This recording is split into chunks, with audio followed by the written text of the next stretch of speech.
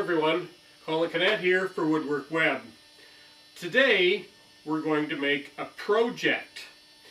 Now I don't know what your sandpaper collection looks like, but mine has become a real mess even though I've tried to organize it. So today I'm going to build a different kind of cabinet to hold all of my sandpaper in, and I'll show you what that looks like in a minute. But I just wanted to show you what I'm going to use. I've already glued the wood together, the boards together, and I actually was at the Habitat for Humanity, the Restore, which is a used supply store for building materials, and I actually picked up this corrugated plastic. I got this big sheet, 2 feet wide by 8 feet long for only $4. And I'm going to use that for the shelving because we're going to build a long vertical shelving unit with a whole bunch of little shelves in it. But let me show you what a mess my sandpaper pile looks like. Check this mess out. I have sanding blocks. I didn't make this for this shot. This is what this looks like most of the time. I made these nice little shelves or little slot things to put sandpaper in, and I thought this would organize it. And I have one here and I have another one down here, a lower one. So I've got 6 places to put sandpaper in. So I don't have enough room, but the problem is, you know, look at what sandpaper does if it gets damp. Now, I happen to live in a bit of a damp area. It curls. Now, you can't use sandpaper like that. You have to straighten it out. I thought this would work well, but it doesn't work at all. So today we're going to build a proper sandpaper storage cabinet, and we're going to build it with a door so that we can actually control the humidity of it. The first thing we're going to do is to cut the 2 sideboards to length. And in our case, that's 3 feet.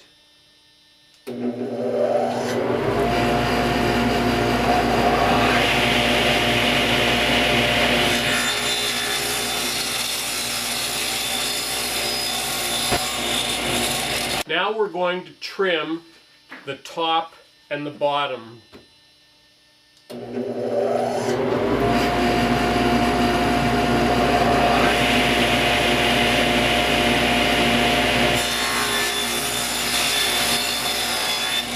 I actually measured a number of sheets of sandpaper, and I discovered that they're all 9 inches by 11 inches. In fact, it even says on the packages what size they are. This is a box of sandpaper, and it actually says 9 by 11. Now, I also have some sandpaper, or actually some sanding discs for sharpening. They're a little bit wider. So I'm going to make a cabinet that looks like this. It's basically a long, tall cabinet, and I'm going to install shelving in it like I mentioned earlier.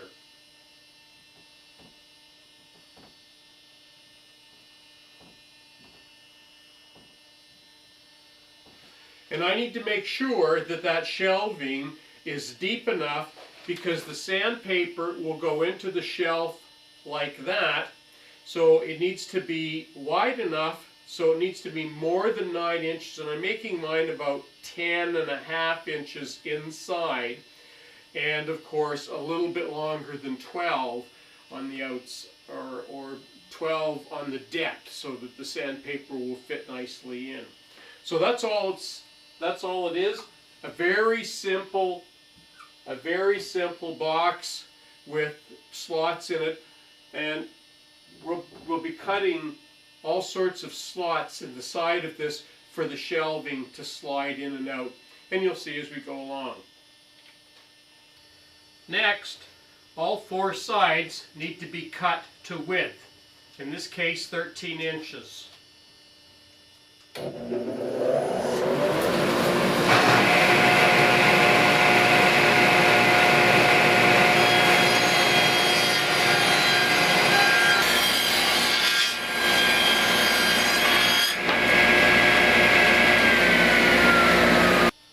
to run a rabbet on the top and bottom of the long sides so that the top and bottom will fit into something and give me more of a gluing surface.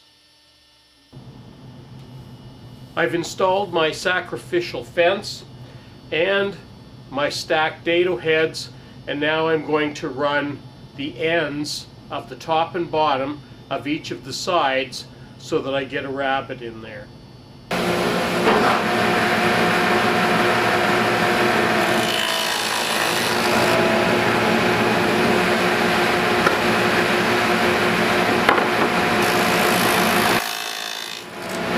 Off camera, I ran this slot around all four sides of the carcass to accept the back, which is 1/8 thickness. As you can see, I've already cut the slots, and I've actually cut them in both sides, both of the gable sides of the little sandpaper cabinet. I did this off camera, but I'm going to show you how I cut this. Now, there's a few ways that you can cut these strips. You could cut them on with a router. I decided to use a table saw and then just trimmed the little part at the bottom here, right where it joins the very back. So let me show you what I did. As you recall, I had already cut the strip in here, this dado cut for the back. So what I did was I just used a piece of tape to measure where that would be a stop on the saw. And then I set up on my table saw a blade that was wide enough for my shelves, and I put a stop and a start. Now, when you're going through this way, I just slid the board through, and I knew at the end of that tape, when it reached this mark, that I would need to lift that off, and that's where all of those dados stopped on that one. On the other side, because I didn't want to change the table for each cut needed to move the fence rather a little bit further and a little bit further, but for both sides, one cut needed to be made on each side. Now on this one, for example, without moving the fence and getting a duplicate cut, I knew that that dado cut was behind the very edge of that line, and this was the start point, so I dropped that down right on that mark, or just ahead of it, and then pushed the board along this way. Now, you need to be very careful when you're doing this, because you'll be exposing yourself on this side to a spinning blade. So make sure that you keep away from that blade if this is the kind of methodology that you use. So the next step now, because I've got the top and the bottom already cut, we're going to glue those together and run the back, just run the back right up there, and we'll have this cabinet pretty much together in not very long from now. I have all the pieces cut and all of the dados, the shelf supports cut in both sides. I'm going to glue everything together now, and because I'm gluing end grain to long grain, and because the wood that I'm using is a very soft wood, I'm actually going to be using, in this case, I'm going to use Gorilla Glue because it doesn't absorb as much into the wood, and it has a better gripping power when you have edge grain that you're connecting to long grain. So that's what I'm going to do next. I'm going to use these handy little 90-degree angle braces to keep this absolutely square and at right angles. Now that the sides are all glued together, I just need to slide the back in.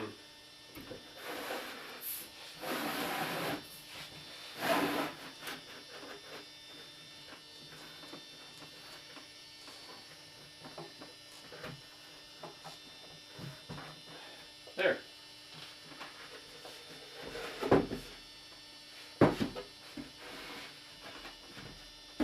Now all we need to do is put some shelves in. I've decided to add one more thing to my cabinet. I thought about how I was going to mount this on the wall, so I think I'm going to do the same thing that I do when I do wall mount cabinets. And that is to, on the back of the cabinet, make two matching 45-degree cuts. This one will go on the back of the cabinet, and the 45-degree will slant out. I will have a matching 45-degree that will actually be mounted to the wall, and it's thick enough that you can put at least 2 screws on there, so it will actually, when it's finally mounted, be underneath, so that the wall cabinet will actually just sit on the wall. And to move it, all you need to do is to lift it off and move it away.